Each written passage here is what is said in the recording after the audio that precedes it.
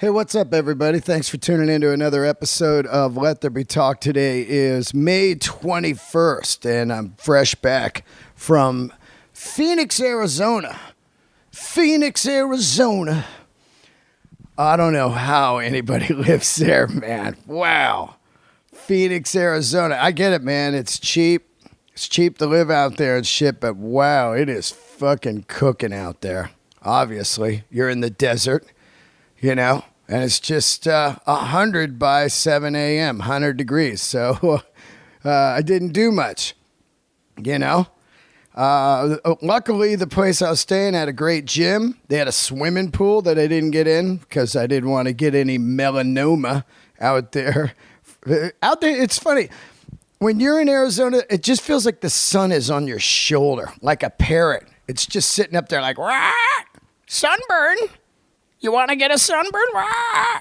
I was out there. I would walk to the gig, and I'm constantly always looking for rattlesnakes and scorpions out there, you know? It's a full-on desert. Where the fuck are these things, man? You know? I want to see some snakes. I'm talking about nature snakes, not the Hollywood snakes. You know what I'm talking about? The ones with the rattles. I'm out of my mind. I'm feeling good today. I'm feeling good. How are you guys? Did what I do. 6 shows. Shout out to Brenton Biddlecombe. Brought him out with me. We had a good time just sitting in the condo. My throat was actually trashed from just breathing AC the whole time. Man, I tell you, your throat will get fucked up from like AC and dry weather. It's funny when I think about like singers from the 70s back when they tour and they just do blow and heroin and booze and cigarettes and no sleep, and then just go to different atmospheres, different atmospheres. What the fuck are you talking about? Yeah, I know, right? Different climates, not fucking atmospheres. We're not going into space. What a fucking idiot I am. Anyway, touring as a singer, man. I always think about my whole life. I have always just thought about my voice because that's how I've, how I've made a living. My whole life is the voice, singing and now talking. And it's funny when you don't think about that stuff. Like, you know, if you're not in this biz, you don't really think about that. But wow, the shit affects you. Airplane shit, you know, plugging up your ears, your throat. Ear, nose, and throat doctor is definitely your best friend. You got to have a good one of those in your pocket when you're using your voice for a living. Anyway, I was out there. We did 6 shows, and it was fun. Got to meet some Dell razors. My new thing now, instead of complaining about what Dell razors didn't come out, I'm going to celebrate the ones that did. And there was some people that came out that listened to the podcast, and that feels great. I know those people. The podcast means a lot to them. I'm constantly always like, why the fuck am I doing this? It takes so much time. And then I meet some people. They got giant smiles on their faces. I can tell they love the show. They binge listen to it. And then it feels good. It feels good. Is it selling out rooms? Absolutely not. But to see people's faces when I get to these venues, it makes it worth it. It makes it worth it. I love doing it, of course, but man, it's a lot of work. So I'm glad that some of the people get the fuck out of the house and come down and see me. So next time you say, hey, how come you don't come to Tennessee? How come you don't come to Cleveland?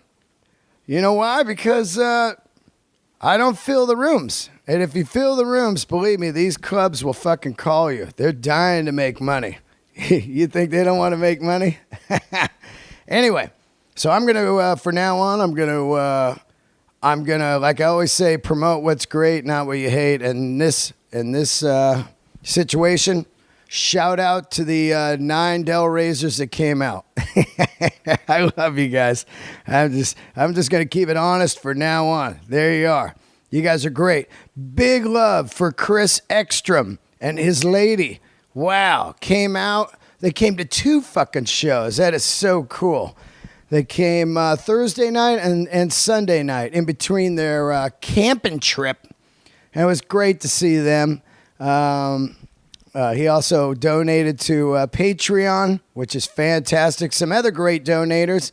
If you want to donate to Patreon, it's Dean Del Rey / no, I'm fucking this up. It's patreon.com/Dean Del Rey. And some other great people, Timothy Mitchell, David Stopakis. I think I got that right. I think I got that fucking right. Kyle Guionis. I know I got that wrong. Kyle Guionis. Anyway, Patreon donators, I love you guys. It means a lot. Okay, what else we got? Let's see here. Oh, Sean Kinney. Thank you also. I don't want to forget you. I want to give a couple incredible music recommendations this week. I heard 2 records this week that have fucking floored me.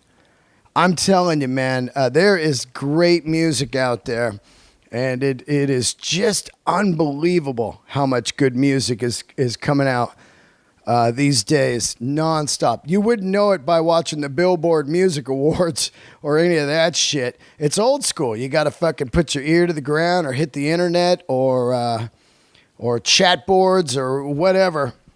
But listen, I heard this band. I found this band old school. I was in Freak Beat Records in Sherman Oaks. I want to give them a shout out. Studio City, the old neighborhood, the old Del Rey neighborhood.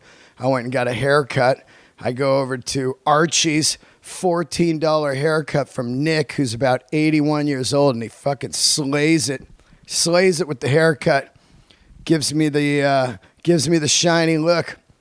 Anyway, I go over to Freak Beat Records, and I'm going over to pick up that Zeppelin How the West Was Won box, which, that's what I need. Another fucking record in my house. Anyway, I must own all the Zeppelin. That's just a rule in life. That is a fucking number one. Must own Zeppelin. And I go over there, and I'm old school. I'm in the record store just looking at the new releases. Whoa, because there they got all the vinyl up on the wall, and I'm looking like, wow, yeah, okay, that's cool. Look at that. And then I see this record. It has like 3 junky-looking dudes on a street in New York, and with this incredible photo that looks like my buddy Marcus Price took it, because Marcus Price takes the best photos in New York when I'm there. And I was looking at it like, that looks like a Marcus Price photo. And as I'm looking at it, they kind of looked like junkies, rock and rollers from like the television era or Iggy Pop, early garage rock look, but with a combination of like Beastie Boys from the Hey Ladies video. So I was immediately like, well, that looks fucking great. And I get it. And it just blows my fucking mind. And Beechwood, by the way, is spelled Beechwood, not like my old neighborhood, Beechwood Canyon, which is like beach, going to the beach. This is Beechwood. And this record fucking knocked me out, man. I have not stopped listening to it. And the second record that has slayed me beyond belief, and I've liked this band for a few years now, is the new Parquet Courts. And I cannot tell you how fucking great this record is. It's called Wide Awake. And I don't even know how to describe it. It's kind of punk rock, psychedelic, meets, I don't know, maybe Ramones. I don't know. Uh-oh, someone's at my door. All right, back at it right here. That was the UPS guy, and he brought the brand new Del Rey shirt. So if you pre-ordered one, they're going out today, which is, they look fucking great. Thanks to TNT screen printing for printing these dogs up, man. They look amazing. Escape from the Thin Wall Apartment Tour. Anyway, and then I'm lost too. I don't know where I was, but I was just giving a shout out on those 2 bands, Beechwood and Parquet Courts. Just get these records immediately. I'm about to go to New York City. I'm about to cut out. I'll be in New York all of starting this Wednesday. So I'll be there all the rest of May and all of June. And then we'll see what happens from there. You never know what I'm going to do. My brain is out of it. I'm just fucking... Sometimes you ever just feel like, what the fuck, man? You're just like, where am I going to live? What am I going to do? What's happening? So I'm just going to take the summer and just fucking go find it. Let's see. Shout out to Uppercut Pomade. My boy Steven Monchick sent me a box of Uppercut Pomade. Man, this shit smells amazing and works great. God, it smells like candy. Thanks, buddy. I got one ad to do. And I'm going to do it again. I fucked this ad up 2 times, and they weren't happy. So I can't fuck this ad up again. There's no easier way to order contacts than right now. Simple Contacts is the most convenient way to renew your contacts. Reorder your contacts, whatever you need, you know. You got to go to simplecontacts.com. Here's what's going on there. You can go on and the self-guided vision test takes about 5 minutes, and they'll run you through it really easy online. I couldn't believe how easy this website was, man. It was amazing. It saved me crazy money, too. Nothing worse than getting robbed on contacts from, just out there, it's out there. They're just grabbing you. It's like diabetes medicine. Oh, how much is it? Yeah, well, okay, it's 3 times that. Anyway, Simple Contacts is great. They don't rob you. They're reliable. They just go right on the website, and then they deliver to you. It's amazing. Simple Contacts has all the brands and types of lenses that you're familiar with, so you don't have to go anywhere else. It's just a one-stop shop for your contacts. I'm telling you, this is like a 5-star experience for me. I can't tell you how great it is. Great for the summer. With summer around the corner, there's no shortage of reasons to have contacts on hand. Beach days, vacations, outdoor activities. You know how your shit be getting all dried up or wrecked. You got to have contacts on you at all times. Also saves you money. The vision test is only $20 compared to everybody else. That could cost you over $200, $300, So this is going to save you money. All Dell razors are going to be saving money. And it's super fast. Like I said, it only takes about 5 minutes. How are you going to go wrong?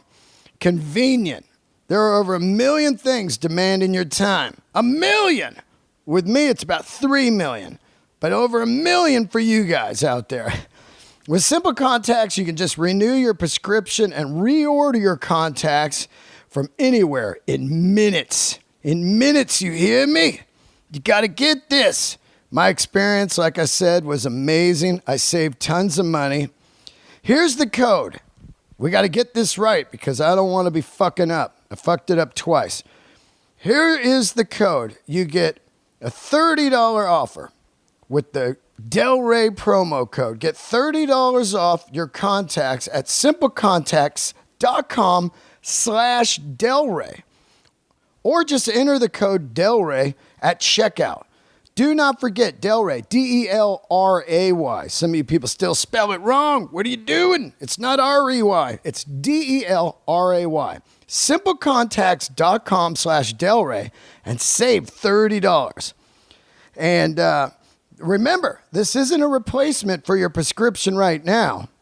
This is straight up using your current prescription as long as you can still see 20/20. You got that Superman vision. Get on it. Get some contacts from Simple Contacts. It helps out the podcast and it helps out you. Saves some money. Okay, I hope I didn't fuck that up. That sounded good to me, right? Sounded good to you? All right, a couple little more things and then we'll get down into it. My episode today, you wonder who the guest is? Giles from Ironheart stopped by. You know how I love denim. I love Japanese denim. My addiction is clothing, vinyl, comedy, and music. Those are my addictions. And boy, was it an honor to have Giles on from one of the best denim companies in the world, Ironheart Denim. This is going to be a handmade episode because all this shit is handmade in small batches in Japan. It was amazing to talk to Giles about stuff where he's like, well, in order for us to do a run, we have to do 60. 60. I was like, 60 pieces, like 60 shirts or 60 pairs of pants.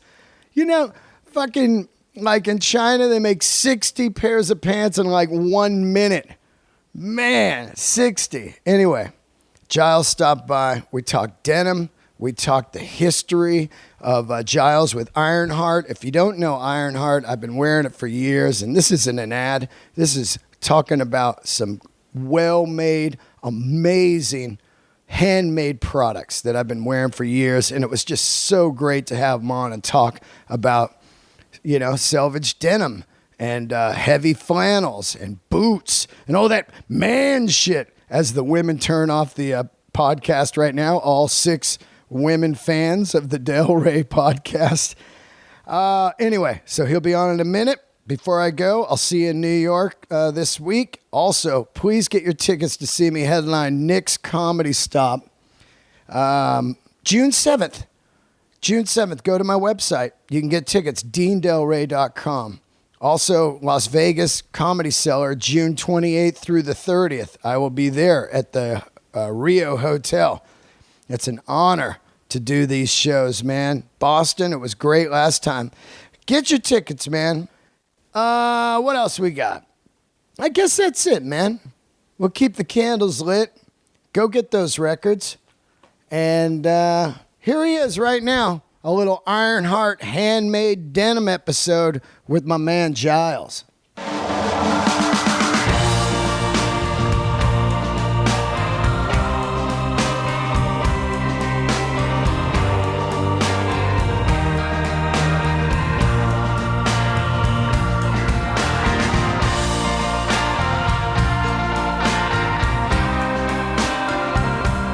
All right, here we are, another episode of Let There Be Talk. This will be a handmade episode. Everybody knows I'm an absolute Japanese denim freak. I love clothing. If you've listened to this podcast for 5 years, 6 years or whatever, you know that I'm a lunatic on high-end clothing. And my guest is one of the kings of high-end clothing. Introduce yourself. Hi, I'm Giles, and I think that's probably the first time I've been called a king. I look after Ironheart Denim outside of Japan, running with my partner Haraki, who does all of the design, production, and looks after the Japanese market. So are you kind of an owner, or?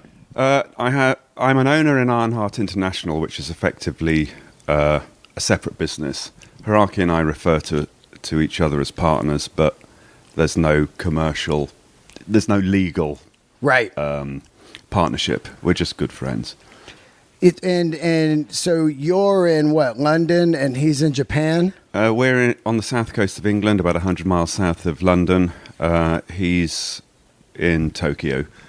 Yeah. That's where our head office. Most of our clothing is made in Kojima, which is further south. I don't know how old you are, but I'm 52. I can beat you. I'm 60. 60.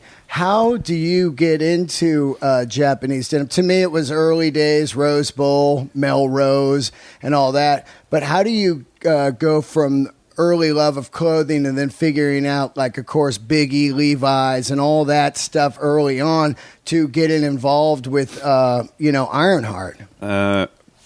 Everything in my life has been an accident, and this is no different. I loved Big E Levi's when I was 14, so that was a long time ago. I bought my first pair of shrink to fit.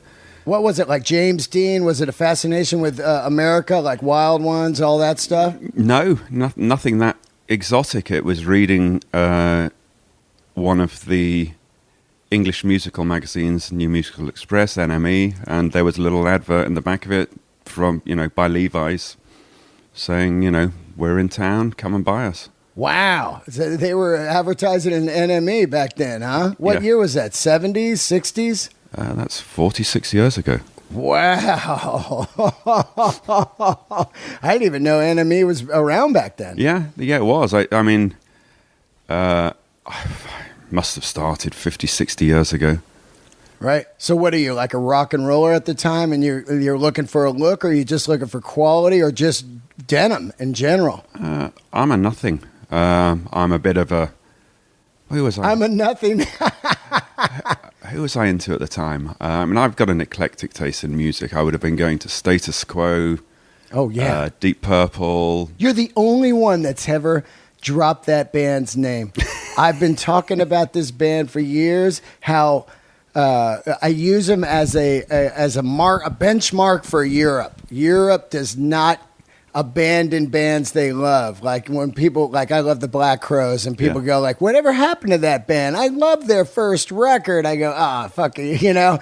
But like Status Quo is definitely the benchmark of Europe not giving up. If they're a true fan of something, they stick with them all the way through to the end. Yeah, I've seen them more times live than any other band, and, you know, they're not very sophisticated, and my musical tastes at the age of 13, 14 weren't either, so they were perfect. Right. So you're into that? I'm Deep into Purple? them, Deep Purple. My uncle was into the Beatles, and I can't remember which cover it was, but there was one cover of Lennon wearing some fantastic jeans, and just thought he looked fucking cool, so... I tried to find out what they were and ended up buying my first pair. So I collected a shitload over the next 20 years, never threw a pair away. They went up into the attic. They were going to be left to my son because I thought it would be pretty cool for him to go to school at the age of 14 with some real clothes. Then I realised I'd got far too many of these fucking things. I mean, I'd got lots. What did you have? 501s going back 30 years, I guess, at the time. What, you were just collecting them or buying a few pairs of yours? No, these were just ones that I wore and trashed or grew out of, and they went into a box, put them in the attic. I thought I was bad, like keeping shit, man. I couldn't tell you where my jeans were from the 8th grade, you know, because most of them were chewed up from a BMX bike chain. You know what I mean? Well, I'd have kept them anyway. I know, right? And now we could have had someone do repair them, and they'd be badass. Unfortunately, mine weren't. I decided to sell some of them because I got too many of them, so I thought I'd check out eBay to see how much proper, in inverted commas, original Levi's were worth. None of mine were worth anything. But in the course of my research, I found this weird subculture of Japanese denim, and it really intrigued me. So I Googled and found 4 or 5 really cool brands that weren't represented outside of Japan. So what year are we talking? It would be 13 years ago now, so 13 off 17, so 2004. So you're digging around. Who's around back then? Is it like Strike Gold? Flathead. Samurai. Ironheart. Yeah. Vinyl. And there was another one. Oh, Skull. Skull? Skull by an Alchemist. Gotcha. So I wrote to them all and said, "Hey, I'm Giles. You probably haven't heard of me. I'd like to represent you outside of Japan." I got one response, and the reason I only got one response is that these guys don't speak English, and I had assumed that they would. Yeah. Hiraki happened to have a mate of his in town from LA, as it happens. I said, "What the fuck does this say?" Well, some dude in the UK wants to represent you outside of Japan. So I got a response from Hiraki. Hiraki said, "I'm going to be in LA in 3 weeks. I'd like to meet you." So we met, and he said, yeah. Now, are you working a job at the time? Like, yeah. What in your frame of mind is thinking, I want to represent them? Are you in the denim business, or what are you doing at the time and thinking, I want to represent these guys? What's the thought on that? I was doing something so much fucking cooler than selling jeans. I was selling IT systems. Yeah, you're selling IT systems, and I didn't enjoy it. It paid the bills, so I'd been looking of different things to do to sort of see me through.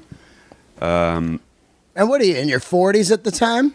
Yeah. Yeah, gotcha. Late That's pretty 40s. cool. Like that, I always said if I didn't do comedy or was in the entertainment business, I would definitely be in the clothing business. You know what I mean? Like clothes, watches, boots, all that shit. I would just have some cool store with a French bulldog, and be like, "There's my store." Sitting around smoking and shooting the breeze. Yeah, I hope you come in. If Yeah. not, oh well. I'm still having a good time. Yeah. So anyway, it was years later when I was sitting down with Hiraki over a dinner, and he said, he said, Giles, I've never asked you, how did you find me? So I told him the story that I've just told you. Yeah. And I said, so why did you say yes? He said, well, when I asked you to come to Los Angeles to see me, I didn't really want to see you. It was a test. And So he turned up. So you're in the UK, and he goes, "I'm going to LA. Meet me there." Yeah. Like a test. Yeah, and it's a test. And he said, you passed the test. And there was a knock at the hotel door. I opened it, and you were taller than me. And I had to say yes. I was scared. Hilarious. Now, where do you guys meet? At a hotel in LA? Is he out here back then? Because really, to me, I don't really, get hip to all the Japanese brands. I think in around '06, I'm in Japan. And that's when I find out about other brands. I'm over there with the Stones, and I'm going into these stores, and I'm like, what is this? Of course, I love the LVC stuff, Yep. but at the time, I was wearing the orange tab LVC because Black Crowes, Ryan Adams, it was like a flare is what I was into. Flare with some fucking Fry boots, you know what I mean? A belt buckle and a T-shirt. We can do your flares. Yeah. Well, that was my look for a long time, and then I really got into LVC. They were making this stuff before they went to Amsterdam or whatever. They're still San Francisco high-end denim. But I didn't know about other brands at the time. I was obsessed with Buko jackets, and I didn't know anything about the real McCoys and all this shit until I get to Japan. And then I start buying these magazines, and then I'm obsessed, but there's nowhere to really buy the shit. You know what I'm saying? Yeah. I think Hiraki, in fact, I don't know why he was here. I think he was here to meet the guy who'd said, that's a guy from England who translated the email. He lived here at the time. I think he was just here to spend some time with that guy and maybe go to the Rose Bowl. Right. I mean, he wasn't looking for retailers. Yeah. His English at the time was rubbish. Yeah. So I think, Rubbish. Yeah. But he's been listening to a lot of 80s and 90s rock music, and his English is getting a lot better. So he does a lot He talks Eagles. a lot of his English would be like a tequila sunrise. I'm going to be staying in Hotel California. That's great, man. That's great. Yeah, it's. I think one of my favorite things in life I ever did was go to Japan and see people's obsession that was equal to mine of always searching for the ultimate jacket, the ultimate pair of boots, the ultimate belt. And it was really hard back then, unless you were in Japan, because you would go to the Rose Bowl. And even early on, I was scoring stuff pretty cheap, before it turned into a thing. But it always fit like shit. Yeah. It was like you get a Buko and it'd be like a square jacket on you. And you go, I don't understand why it looks so cool on James Dean, but not on me. You know what I mean? So once you get to Japan, and I'm a small guy, at the time I was fat, but I was short. So I was finding stuff that fit me, and I was like, this is incredible, And their obsession is amazing. You go in one store, it'd be all Elvis Presley stuff. Yeah. You go in another store, it's 60s hippie shit, turquoise. You can walk out looking like Robert Plant from the 72 tour. And these stores were blowing my fucking mind. I love them still to this day. And to see other people's passion is incredible, right? That's what's so great about this shit. Yeah, you get some of these stores. I mean, they're stores that just sell effectively Levi's. Yeah. From an era. I don't know of anywhere else in the world that does that. Nowhere. Has that obsession. And their obsession is manifested in many ways, but many of the makers, the better brands, McCoy's, Flathead, and I'd like to include Ironheart in that. We make our stuff to a specification, and then the cost is what the cost is. Yeah. They just do not cut corners. Yeah. Well, I always love when people go like, "How could you spend $350 on jeans?" I was like, "Well, I've been wearing one pair for about 7 years, so let's figure out the cost on that. Yeah. What is it, like a quarter a day or something? You've bought like probably 5 pairs that have just completely fallen apart, look like shit, and were made in a sweatshop." And you don't really care, which is, I get it. Some people don't care what they wear. And that's probably about 95% of America. They care about trends, and they'll go down and just buy whatever's hot at the moment. But to me, it was always about quality and patina, the way they aged, and now fit is what's really through the roof. I mean, I completely and I totally agree with your analogy about I've had a pair for 7 years, da-da-da-da. I can't do 7 years. These are 14 months and they're... 14 months? Yeah. Those look great. Now, what are those? They're 666S made out of our 18-ounce vintage denim. So the denim's made in the same mill as Full Count. So it really is going back to sort of vintage 60s, 70s style denim. Now, how many times you washing your stuff? These I probably washed 20 times. Oh, wow. They're a vintage denim, and I wanted to treat them like a cowboy would have done, or somebody, just wash them when they get dirty. Wash them. So these have been washed an awful lot. That's why they look fucking great. I think they look all right, yeah, thanks. Oh, man, they look like a 60s pair. You know what I mean? Well, we won then. Yeah. You won. Yeah, we won. Now, I don't want to jump into all different fits and everything yet because I still want to get into your history. So you guys meet up in LA, and then what's the next process? Where do you go from there? My goal initially was just enough to pay for my son's education. Right. And I built a website which, if you go into wayback.com and find it, you will piss yourself laughing at the amateurishness of it. It was awful. But we sold jeans from it, and that's all I wanted, to sell enough jeans to pay for my son's education. So he would send you jeans, and then you would just sell them on a website? Yeah. Oh, wow. I put an order in. I paid for them. In those days, I had to pay for them before he would ship. Yeah. So I'd buy some jeans, stick them on the website, keep my fingers crossed. Yeah. And I've sold my first pair to a guy who was on Superfuture, and he talked about it a bit, and then I started selling a few more. And then Keir from Self Edge dropped me an email and said, I'm opening a shop in San Francisco. I'd like to look at some of your stuff. Hey, fuck, retailers are getting in touch with me. This is amazing. Yeah. So we sent him some. He loved it. He stocked it. At the time, is it only a one fit, a 501? At the time, it was 634S, which is effectively a 1966 501. Right. When I first started with Hiraki, which was about 3 months before Keir got in touch with me, we had 2 cuts of jeans and 2 jackets. That's all we sold. Wow. And then you would burn, like, how many pairs of stuff would he make a year? Like, I mean, how is this guy staying in business? Was he just selling thousands, or? He's selling a shitload in Japan. At the time? At the time, his Japanese business was really, it was massive. Right. You're starting to sell them. So you're selling a mail order, and Kia finds it from some, like, website?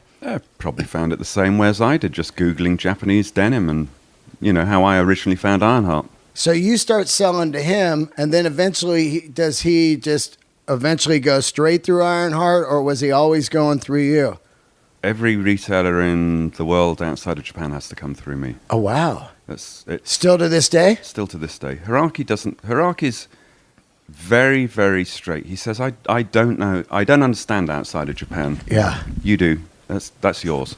In fact, he says, I make it, you sell it. That's one of his little mottos. So once Self Edge is on board, I understand that they kind of sign an exclusive where they're the only ones that could sell it in America. Is that correct? Yes. And that just expired or something after 10 years or so? It was a gentleman's agreement. That I don't have any contracts. I have no contract with Hierarchy. I have no contracts with any of my retailers. It's all done on trust. So there was no contract in place with Self-Edge and me. But about 2 years ago, I felt that we should try and open up some retailers in other locations in the US. So I spoke to Keir, and I don't suppose he was high-fiving, but he was, he understood the situation. Well, also by now, he had started carrying a bunch of other brands too. So I think at first, when you're carrying Japanese denim, you're not necessarily having 6, 7, 8 brands in your store. You got one, and then maybe you have Levi's LVC or something, and that'd be like 2 things you had in your store. Now there's a wide selection. I think Self-Edge opened with, I don't know, between 5 and 10 brands. Right. I haven't counted recently. He's probably got 30, 40, maybe even 50 now. The world changes. Yeah. I think it's one of the greatest stores ever. I first discovered in New York years ago. I'm obsessed with Japanese denim. I'm at the jean shop in the meatpacking district. Some guy almost like the dude in Willy Wonka, "Psst, over here." I stepped outside. He goes, "There's a store up off of Soho, Orchard. Yeah, I think you're going to like that store." And I was like, "Oh, all right." And I'm obsessed with denim, and I go in there. It's a little square box, and my head pops off. I'm like, oh my God, this is it. And I never looked back, Well, I know you've been to the store in Mexico. I haven't, but Yeah. I've been to all the others, and I love them. I love the way they're presented. The detail in those stores is meticulous. Also, the knowledge. Yeah. That's a big thing that you need when you go in, because these stores that try to just do it fly by night, we got 2 kinds, and they don't really know anything or whatever. They don't have the passion, say, of Kia or you or myself, where, once I discovered one brand, then I started trying all the other brands, and you realize some things work for you from one brand and some things work for me from another brand. Yeah, exactly. And if you're spending upwards of $300 on a pair of jeans, you want somebody who can help you choose the perfect pair. You don't want to buy a pair that looks shit on you. Exactly. Because there you are, you think, well, this is the good stuff, Japanese denim, and you don't want to admit to yourself, this looks like shit, but I guess this is what the kids are doing. You know what I mean? Yeah, and our largest retailer is in Thailand. They've got 10 or 12 stores. And we found out recently that some of the staff there don't understand the difference in some of the cuts and something. So we're going to fly out soon, and they've got about 300 staff. We're going to do Wow. This is an Ironheart teaching. Wow, that's incredible, man. So now you're up and running. You're selling basically a 501 and a Type 3 jacket? A Type 3 and our rider's jacket, the Cafe Racer. Oh, yeah. Oh, I love that one, except the long sleeves. Fuck that thing. Stock record. I've been swearing at you for days on that. What's funny? I bought the rider jacket. I must have got like one that was done wrong or something, which I love. Once in a while I get lucky. The arms were normal. And I wore that thing for about 3 years until I lost weight and I had to sell it. It didn't fit me anymore. But I remember, this is how good that jacket was. Every time I wore it, Mark Maron would be like, "You like that jacket, huh?" I could tell he loved it, you know what I mean? He would always comment on it.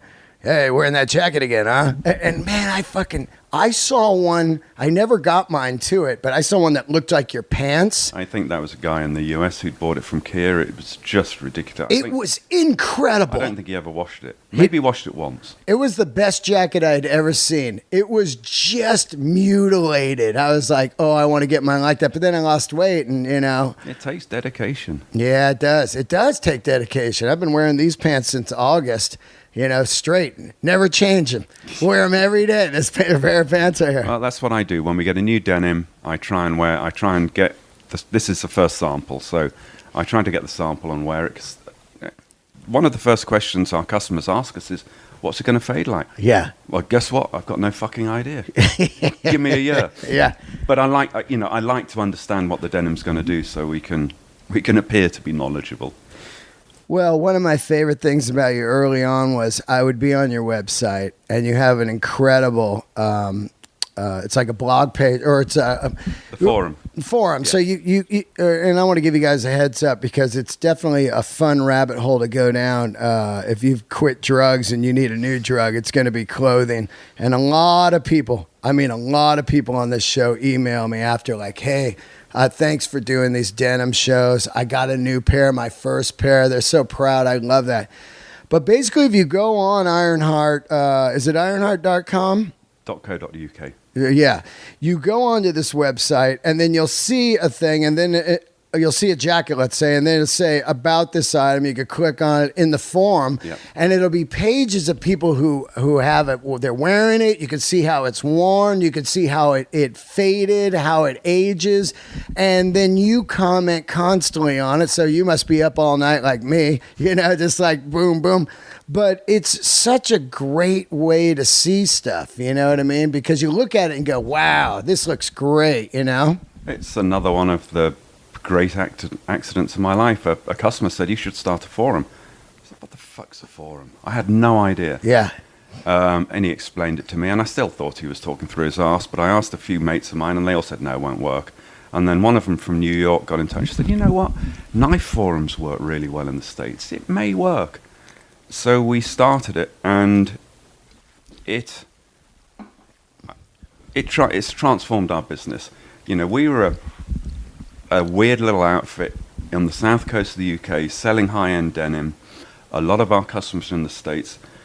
One of the things the forum did was basically legitimize us. Right. Because people said, yeah, I bought some shit from them in Gosport. It turned up 3 days later and it's great. Yep. So that, if you like, the voice of the people helped an awful lot. And I try not to have a heavy hand on the forum because I love the fact that these dudes just talk amongst themselves. Yeah. That's much better than me saying, yeah, we sell great shit. Yeah, why do that? Just I love how you interject once in a while, like, oh, actually, no, this is the one you should get if you want a slim fit and if you want to wear something under it. You know what I mean? It really helps with that kind of stuff. Yeah. One of my problems I always had with Shot until recently was they would never, and also other companies like Langlet's and stuff, they don't seem to understand that some people like their shit skin tight, rock and roll, and some people like to layer. And I never understood people when I put something on and I know it doesn't fit and they go, yeah, that fits good, man. You can wear something under it. I go, well, dude, I live in LA. It's 100 degrees every day. I ain't wearing shit under this thing ever. Oh, yeah, you don't want to go smaller than that. They're constantly trying to steer you away. It's like, just let the guy wear how he likes to wear. Mm-hmm. If you see like Keith Richards, the shit is skin tight. You know what I mean? He's not going to layer. Yeah, I mean, one of the issues we had in the early days on the forum was there were people who would be critical of other people's looks, right. And that's not fair. Right. I've always said, if you feel comfortable in and amongst your peers, wear what the fuck you want. Yeah. It's not for somebody else to say, actually, you shouldn't be wearing boot cut if you like boot cut. Yeah. Well, I don't like when people go, I can't believe you'd spend that amount of money on jeans. Constantly saying that over and over as they spend $10 for a pack of cigarettes every day. Well, I'll spend $1,000. My passion, apart from this, is fishing. I'll spend $1,000 on a fishing rod. But I wouldn't spend threepence on a golf club. Yeah. We spend our money in different ways. Yeah, we really do. And it's unfair and rude to criticize the way other people spend their money. Yeah. Now, do you have a store in London now? We have a retailer in London, Rivet and Hyde, right. Who are brilliant. They're very similar to Self-Edge. They stock maybe 20 brands. They're in the centre of London. They buy a lot of Ironheart. We have no Ironheart branded stores outside of Japan. Wow. But we're opening one. In Long Beach? No, Vienna. Oh. Where? Vienna. Oh, Vienna. Yeah. Oh, I thought you were opening a store in California. We've started a new brand called Ignition. What is it? Ignition. Ignition. Ignition. Yep. As in, car ignition. It's going to be sold primarily to Harley stores in the States through Ken's Factory, who are a famous Harley customizer in Japan, but they have a branch in Long Beach, and they ship a load of upgrades to Harleys through a catalogue to all of the Harley dealers in the US. So we're going to see whether we can sell more biker-specific stuff through Ken. Is Ignition part of Ironheart?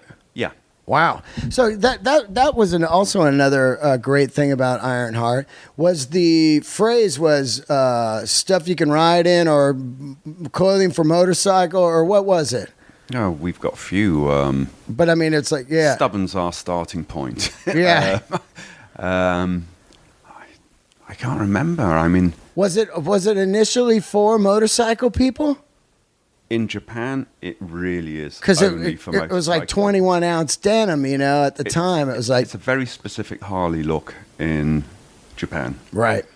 And by motorcyclist, I mean Harley. Yeah. Hiraki really only sells the Harley riders. The occasional Triumph Doodle to come in, but that's it.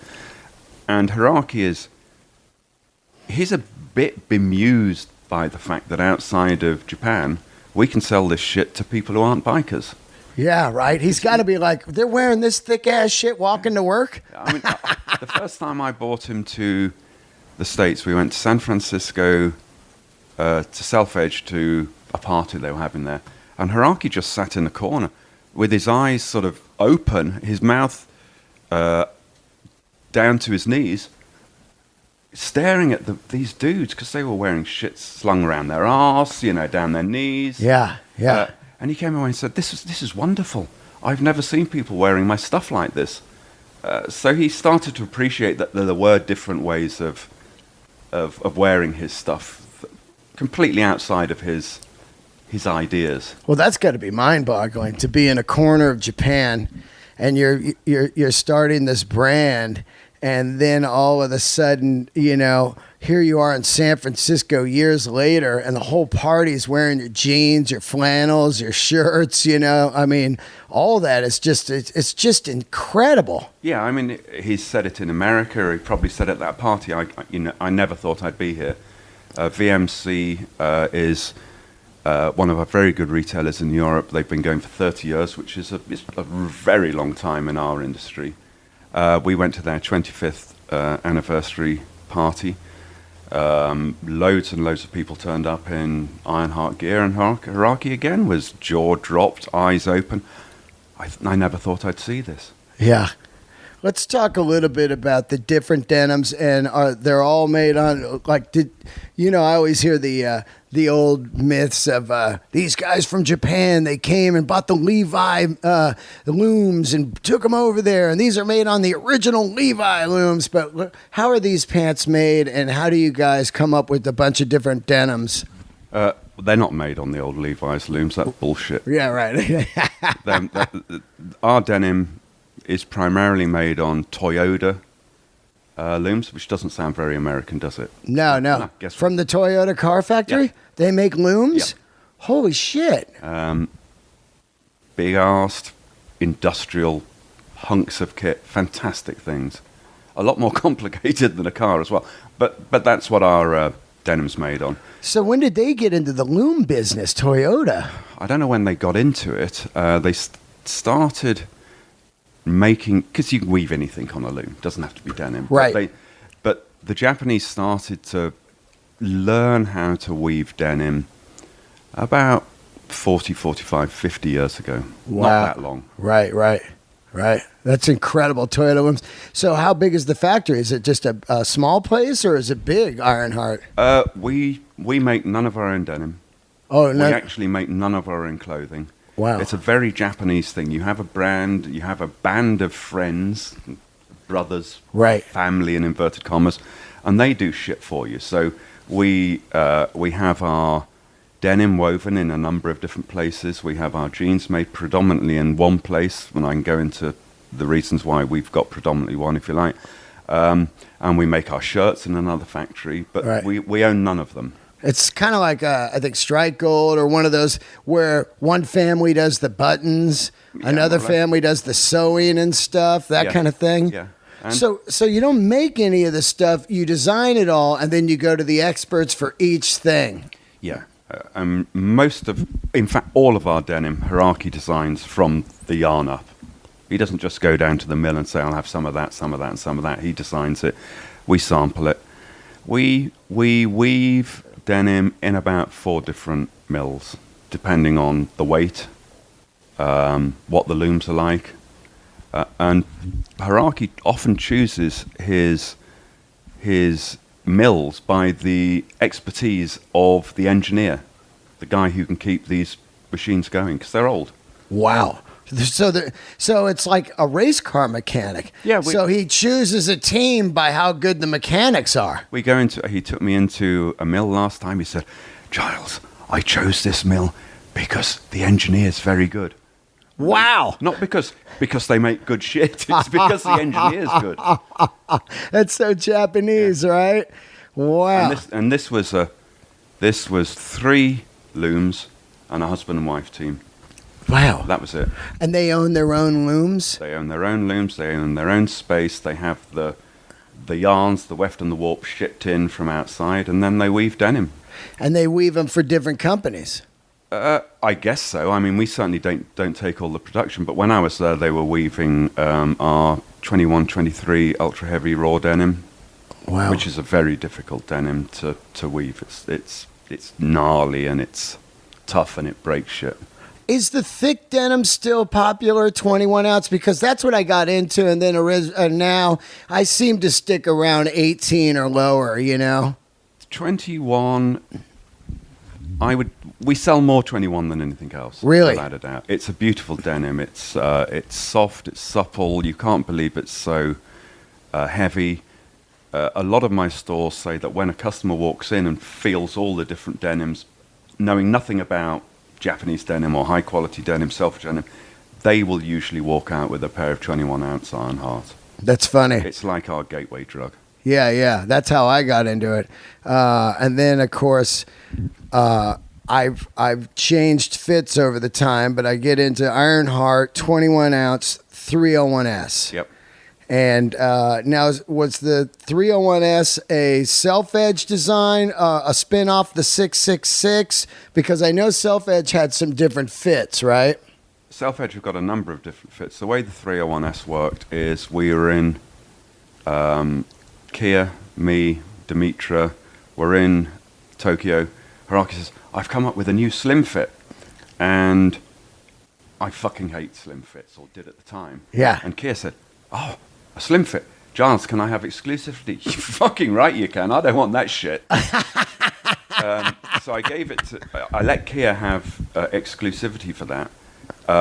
We had to treat the cut. The first cut that they showed us was bad. Yeah. We did a couple of samples. Kia adjusted it, and then got it to where he wanted. And he's had exclusivity for that cut ever since. Wow.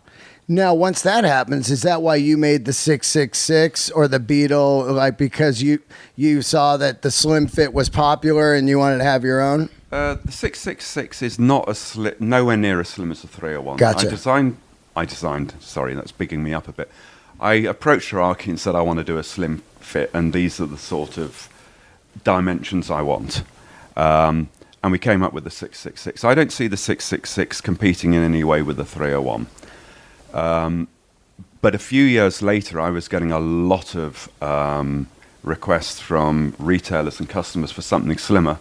I couldn't sell the 301 because I'd given Kia exclusivity to that. So we came up with a 555, which is a slim cut but different from the 301. What is the slimmest cut that Ironheart makes right now?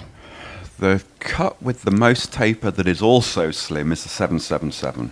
That's slimmer than the 301S? It's about the same in the thigh. Right. It's got a shorter rise. And it tapers more from the knee down. To me, I think the biggest problem I was having with Japanese denim, and I've sat down with Kia and talked about this for a long time, and it's the same thing I had when you got back into the old school Levi 517 orange tag, boot cut. Yeah. when you're short, which most of Japan is, and you have the shape of the jean, but it comes 36 inches long, by the time you cut it to 28 or 20, let's say somebody's 27, 29, 30, you lose the bottom shape. You do. And it's made my head fucking spin because it's the last great thing. And, you know, Kia's like, well, they're small factories. They're not going to change it for shorter people. But to me, it always seemed like they should have two runs. One that would be 32 to 36 and one that would be like 31 to 27 or whatever. That way we could have the original design that looks like it does on a tall guy. Because when a guy walks in with a 301S and he's tall, I go, that looks fucking great. And then I get it, and it just looks like this no-shape piece of shit when I cut it. So now I'm really, really going after brands that start shorter. So this Pure Blue Japan comes in around 33. When I chop 3-4 inches off it, it's still pretty close to the original shape. But is there ever any kind of thought of doing because, you know, like I think there's one brand, Jean Shop used to do medium, small, medium, and large length. So you got the original shape. I think the question you were going to ask was there any thought about doing that? Until 30 seconds ago, no. Yeah. but it's a really great idea. I've sort of subconsciously recognize the issue by sometimes when I design a pair of jeans, I've said to Tom, who's the pattern maker, make it perfect for a size 32, for an inseam of 32. Right. But make them 36. Right. So that... So it's the same from 32 to 36. No, it's the correct width that we wanted at 32. Right. So it'll be narrow at 36. Right. But it means that the tall dudes can still wear it. Right. But the smaller dudes will have the correct cut if we go down to 31, 32, or 33. Our main issue is we're not large enough to make an array of different lengths. I get it. But how about pre-order? Pre-order's really difficult. Right. For all sorts of reasons. And I could bore you for hours about it. If anybody says we can do pre-orders and it will fit, and they're talking bullshit. Right. I'm just talking if you just put up on the site and you went, here's an idea. We're thinking about doing a 32 length 301S, or let's say a 555. For shorter people so they have the shape. If we get enough, or it's going to be the same jean, but it's going to be fit like a long one. If we got enough, we would make them. I think I'll make them anyway. Yeah. I think it's a great idea. I really believe, let me tell you, I believe in this so much, and this is why I believe in it. Not because I'm a short fucking guy, but I've been getting stuff hemmed all my life. All my life. And no matter where I go, let's say I go to Fred Siegel back in the day, or I go to Self Edge, I always ask the person, what's the average length? And he goes, always around 30 to 32. All of them. Never, ever do I hear 34, 36. All of Hollywood is Tom Cruise's size. I mean, they're all fucking small dudes, you know what I mean? And I'm not saying only Hollywood people wear this, but I don't know anybody that, is wearing 36 length. You could save a lot of money by not, having all that and making, because to me, the ultimate silhouette is the last thing I'm looking for. Yeah, and you've really got me thinking. I mean, the way I approached it was if we make them long enough, then everybody can wear them because we can always cut them down. Right. So I approach it from a completely different angle. But I think that I will probably run a shorter batch in the next run of 555s and 777s. I'd buy 3-4 pairs of those. You know what I mean? Yeah. Because I'm looking for that shape still. Yeah. Because it looks so wrong when I see the photo. I've sold all my other pants because once this one's got to be the closest I'm wearing right now, this Pure Blue Japan. But when I looked at it, I was always like, the 301S looks amazing when I see it hanging on the wall. And then I would put it on and go, this looks like shit on me. And then I realized why. I tape measured the hole, and instead of being like 7.5, it's 8 or whatever. You know, it would be like 10. You know, instead of being 7 3/4, it'd be 10. So it's just this straight. So the jean just looks like this funky fucking just straight thing. Well, it'd be worse if you're wearing a boot cut, because it wouldn't be a boot cut. Well, you know, boot cut always look dumb on me too. When you're short, boot cuts look dumb because you're just short, so it makes your leg look shorter. Yeah, you know what I mean? And the slimmer the jean, the longer you look.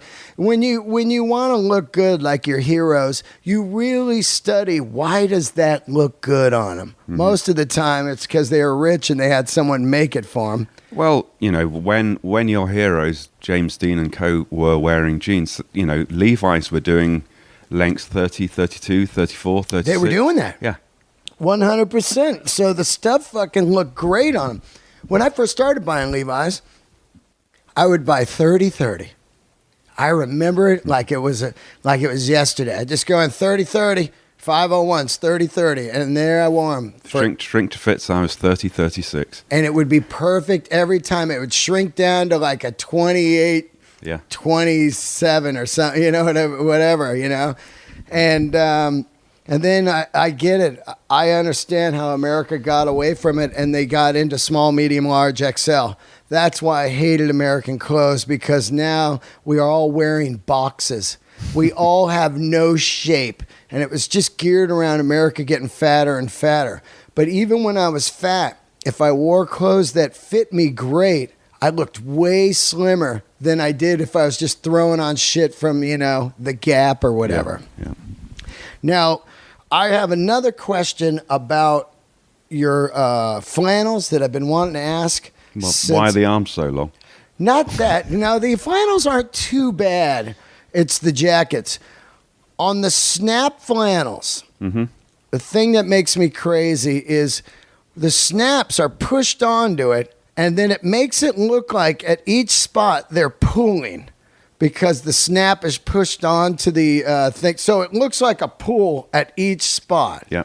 Why does it do that? Because to me, it seems like if you put the garment together and then put the snaps on, you know, in a snap position, it wouldn't have a pull look. So when I wear it, it looks like it's pulling when it's not. I always thought it was because I was wearing one a size too small. Well, that's what you... I hadn't noticed it, actually. I'll have a look at it. Oh, I'll show it to you right now after we're done. I know the look, because it does it on me, and I just think I'm wearing one that's too small. Well, that's what you think, but if you look at everyone, it looks like it's pulling. Yeah, you know what I'm like saying? a bunch of eights going down. Yeah, and it fucking makes me crazy. But the button ones... don't do it because they don't have that heavy duty snap on there. Those shirts fit different than the snap one. So now I'm going crazy too. Like, well, yeah. Well, the funny thing is the button ones are normally slightly wider in the body. So so maybe you are wearing a size too small and it's pulling. No, I mean, I like them to fit a little slim, but you can just tell it's like it's not that skin tight. They just look like that. If you look at everybody's photos, I look at it and I'm always like, all right. I'm gonna have a look at them when I get home, because I got something here. And if there's a technical issue why it's doing it, Hierarchy can fix it. Yeah, it's just something that I hadn't noticed before. I would say we'd look into that. Now, why do the snap ones fit different than the button ones? Because I'm a big fan of the button ones, because if you wear a great watch, you don't have the button won't scratch up your watch like the snap ones do. Those just chew a watch up. Hierarchy does in his inimitable fashion. I do a Western and I do a work. Right. Westerns are slim, work are not. Right. End of story. I love, because I want the work shirt in the Western fit. We have done one or two. Really? Yeah. Occasionally we do a mutant. Oh, so, wow. for instance, the 13 chambray shirt, which is a Western but without a front yoke, actually is a work shirt cut. So it's got yokes, it's got snaps. Right. But it's a work shirt. So there are the occasional mutants around. I would love a work shirt in the Western fit. So you don't have the yoke and everything, Well, we haven't done that yet, but that doesn't mean we won't. That's great. These are just questions I've always wanted to ask. When we do a run of shirts, we need to do 60. Yeah, 60. That's quite a lot for me to take to sell online. Yeah. But if the retailers buy into it, it's nothing. So we can experiment with shit like this, and it's not a great risk. Yeah. I think the first run of flannels, I don't know if they're first run, but I would say, what year are we in now? With the ultra heavy flannels. The ultra heavy flannels, the first run I think was blue, gray and black checkered, and the red and black. I think we definitely did blue. Right. I think we did grey at the same time. Yeah, that's the one I'm talking about. We probably did red, and then the next run we added green. I think the first run was the greatest run ever made. Of course, I had to sell them because they don't fit me anymore. But the gray and black, there's a picture of me wearing it at the Comedy Store. I miss that shirt so much. There was something about that flannel that was the material that was different than any other flannel. So here's the story. Hierarchy released maybe 2 or 3 releases of those, we call them UHF, ultra heavy flannels. And they were immensely popular. Then he just stopped doing them. Right. And I didn't really notice. I mean, that sounds stupid. I just didn't focus on the fact that he hadn't done them. And then a customer said to me, where the fuck have ultra heavy flannels gone, Giles? Good question. Yeah. Dear Hierarchy, why aren't we doing ultra heavy flannels any longer? That is because the man who makes the fabric has moved to a different factory. That's like it. Yep. Full fucking stop. Dear Hierarchy, why don't you go and try and find him? Dear Giles, good idea. So he goes to find him. There's this Japanese honor thing, I bought this from a guy who worked there. When the guy moves on, I've lost it. Wow. I love that. So with a bit of coercion from me, he went to find him. He found him, and we used the same yarns as we always did. But every single loom behaves a little bit differently. Yeah. So although it's the same guy designing it, the same guy weaving it, we're using the same yarns, it'll just be slightly different. It was different. Yeah. It was different. Those were the finest flannels ever made. And I'm always looking for one on eBay, like a used one, Well, you stand more luck than the large dudes, because I bet we didn't do them in double or treble XL back then. Yeah, no, you didn't at all. They just came in like 3 sizes. But the feel of it was like a soft blanket. It was crazy how it felt. I wore it every day. It was the gray with the black, I had the blue. And it was so dirty by the time, because I never washed it from riding on my Harley nonstop. It was the weirdest color later on. It looked amazing, man. But those were definitely the finest flannels ever made. Well, the second finest will be what we do now. I mean, we can't. We can't go back to where we were. Oh, I own them all. So I still buy them. Ultra heavy flannel. This is why I'm so concerned with the button. Is a goddamn uniform for me.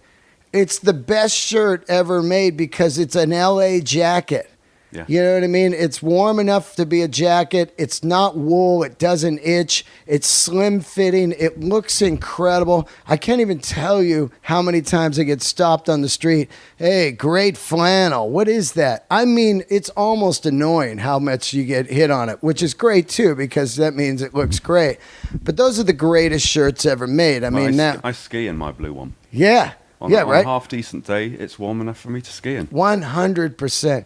Now, let's see. Now, what do we got coming out? I love I love this jacket here, the N1, being a favorite of mine, but the sleeves were a little long. We're releasing a different version of the N1 deck jacket this year, which is based on a B2, so it's a little slimmer, which may work for you. Oh, that's what I like. I don't know. I'm not sure about the length of the arms or the length of the body, but it is a slimmer cut. Ooh, and it's the khaki color. And this is kind of cool. The top, I like the pocket shape better. It's a good pocket shape if you're sitting in a car. Yeah, You can get into it. Yeah, right. And I'm glad I didn't buy one then, because this looks great, man. And that's coming in 3 colors: khaki, this sort of muted olive, and black. Oh, and denim. Oh, I think I need the green, the olive. Ooh, yeah, I need the green. It's army. There it is in denim. Ooh, man. Now, I got to have the army. This is going to be my jacket for the winter. What else we got coming? Well, without going through lots of stuff that people can't see, we've got a slew of ultra-heavy flannels that we've just talked about. Oh, yeah? You got any pictures of them? I'm just curious. Somewhere in there.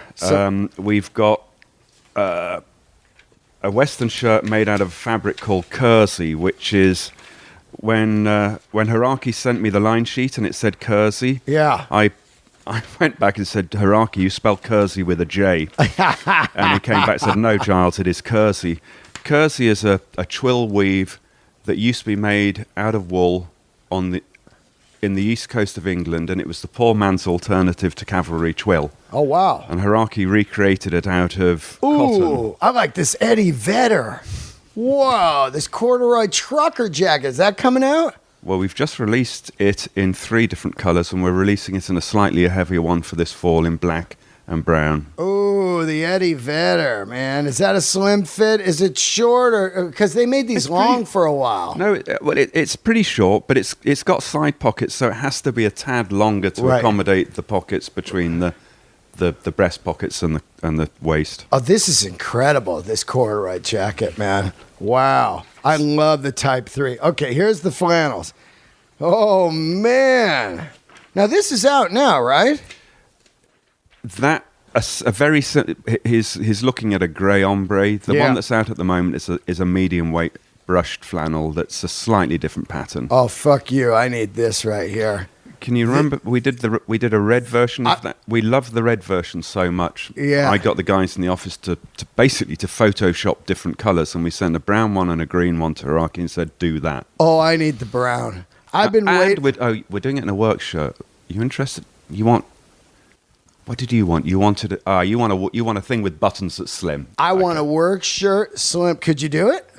Not a one-off. No, I got you. Anyway, I take this, though. It's just incredible with the buttons, you know. That's the kersey. Oh, yeah. Nice. I'll tell you what, this brown, when's this coming out?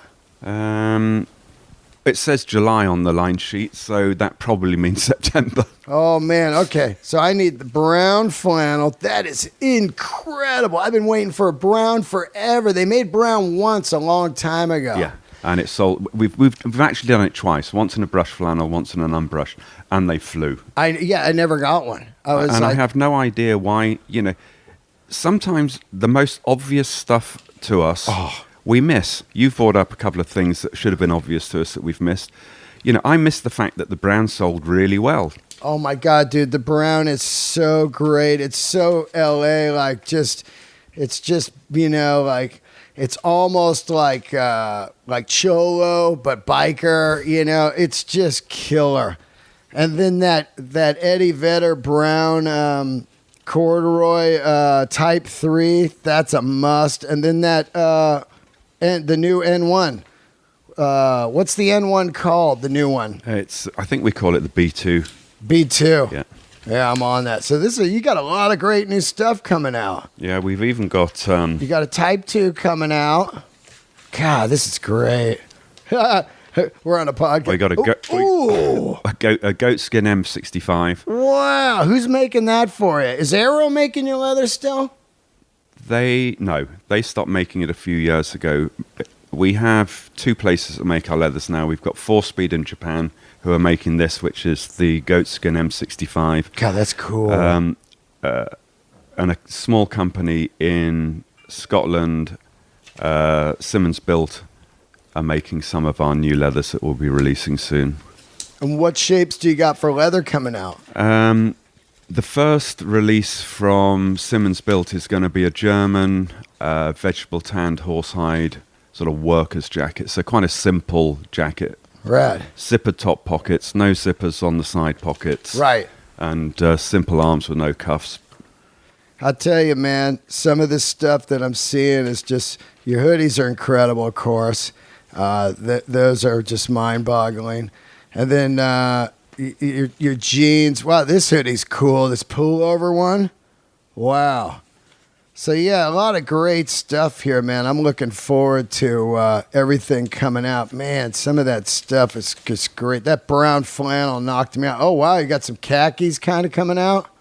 Some like Ben Davis almost work pants, I mean? They're whipcord coming out in olive and khaki. You remember that one shirt you guys did that was almost made like a Ben Davis shirt? It had the small pinstriping, and one was like a light brown pinstriping. Yeah. Remember that shirt? Very, very heavy. Yeah, what was that material? It was called something. It was incredible, that shirt. I didn't get it. I've been looking for that shirt too. I can't remember what it was called. I know exactly the shirt you mean though. What a great shirt. So you also have other stuff. You've been doing collabs with Westco, which those boots knock me out with the green tops and they're basically a engineer boot with brown bottoms. So you do small runs of those. We do small runs of those. We probably sell foot patrols, stuff like that. Foot patrols. We probably got about a dozen exclusives that we do with Westco for the boots. Yeah.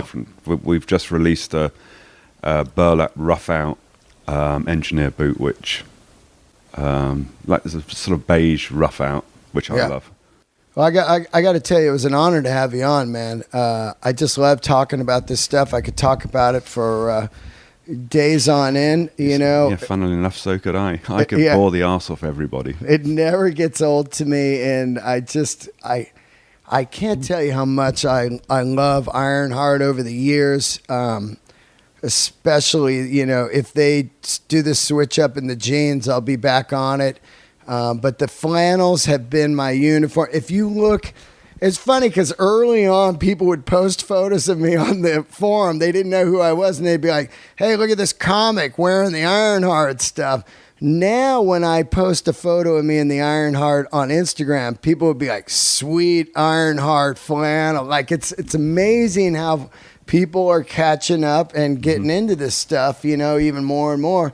And I'm looking forward to wearing that brown flannel. And I'm glad I didn't buy an N1 because I almost bought one. And the arms were a little long, and it was just this one knocked me out. When we get the new one in, I'll send you the measurements because I don't know whether the arms will be longer or shorter. But we'll see what we can do. Oh, man.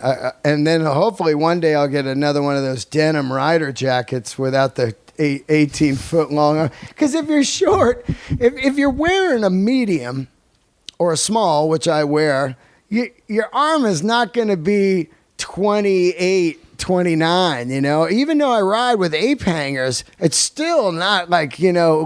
Yeah, because...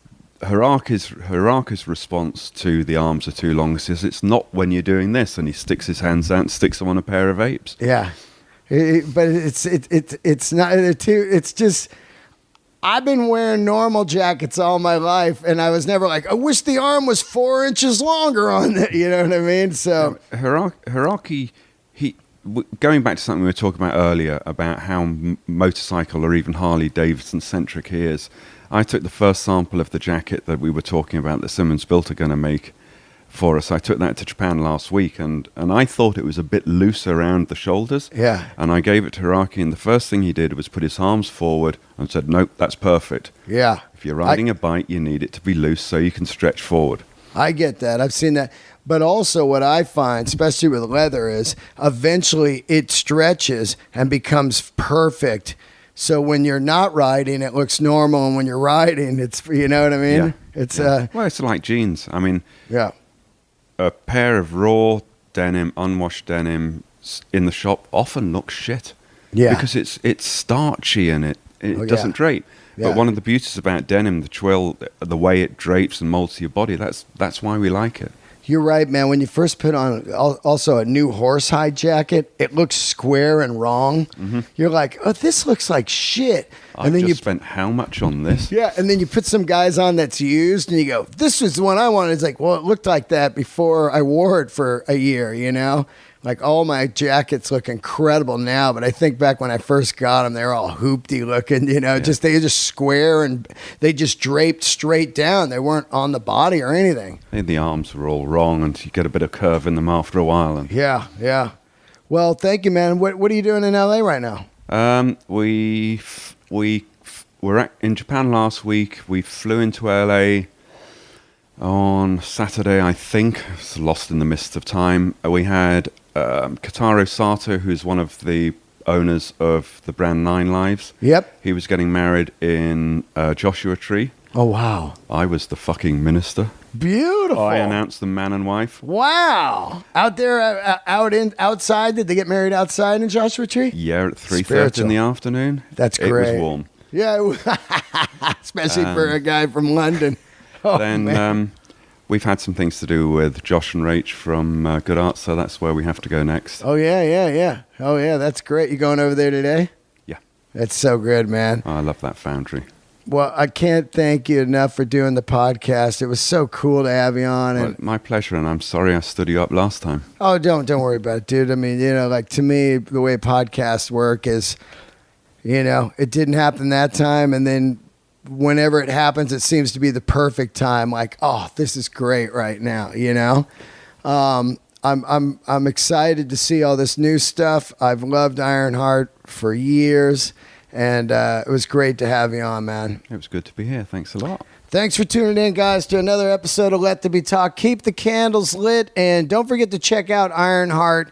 They got an incredible forum like we were talking about, and you can buy any of this stuff at Self-Edge all over America, like New York, San Fran, Portland, Mexico. And I think that's it. Los Angeles. Yeah, I always forget about that store because that's the one I got. All right, I love you guys. Candles lit.